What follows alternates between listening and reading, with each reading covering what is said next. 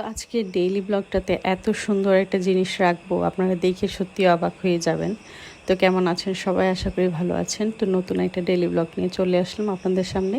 আর প্রথমেই আমার সোনামণির পাখিটাকে একটু খাবার দিয়ে ট্রাই করে দেখছিলাম। তো আজকে ওকে পুঁই শাক পাতা দিয়ে দেখলাম যে ও পুঁই শাক পাতা খায় কিনা, কারণ পাখিরা কিন্তু গাছের পাতা লতা সাধারণত খায়।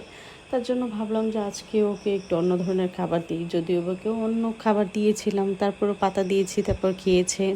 তারপরে তো আমার মিষ্টি সোনা পাখিটা আমার পুরনো শ্বশুরবাড়িতে গিয়েছিল ঘুরতে দাদুর সাথে। তো সেই ঘুরে চলে এসেছে, এসে বাবার সাথে তার দুষ্টামি শুরু হয়ে গেছে, খুনসুটি শুরু হয়ে গেছে।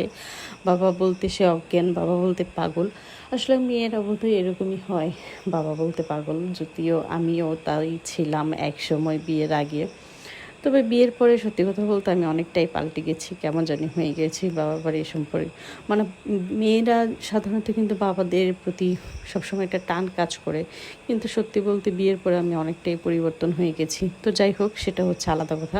তো আপনাদেরকে বলছিলাম যে সুন্দর জিনিস দেখাবো গ্রামের একটা। তো এদিকে সুন্দর জিনিস দেখানোর আগে তো রান্নাবান্নাও করতে হবে, কারণ একজন গৃহিণীকে তো ঘরের সব কিছুই সামলাতে হয়।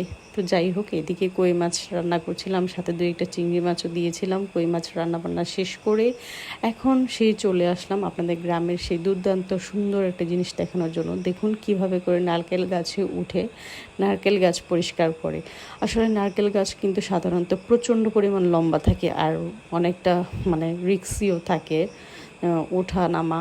কিন্তু তারপরও কি দক্ষতার সাথে তারা এই কাজগুলো করে থাকে। আসলে তারা সবসময় করে বলে তাদের কাছে এটা খুব সহজ। তো এই তো দাদাটা সুন্দর করে নারকেল গাছে উঠে গেল, তারপর ওখানে একটা বাঁশ বেঁধে এখন সুন্দর করে বসে চারিপাশে ডালগুলো কাটছিল। সত্যি এটা খুব নিখুঁত একটা কাজ।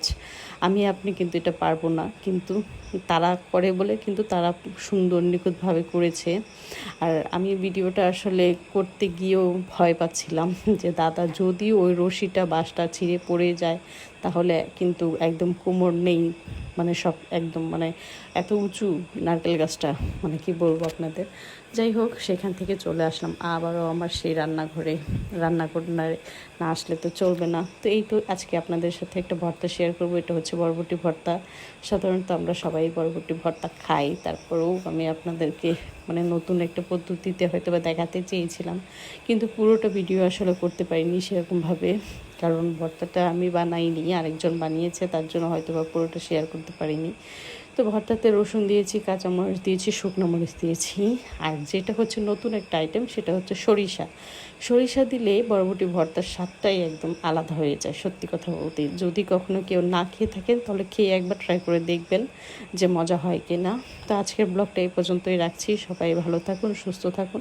আর যদি ভিডিও ভালো লেগে থাকে অবশ্যই লাইক কমেন্ট শেয়ার করে পাশে থাকবেন, আর আমার ইউটিউব চ্যানেলটাকেও সাবস্ক্রাইব করে পাশে থাকবেন।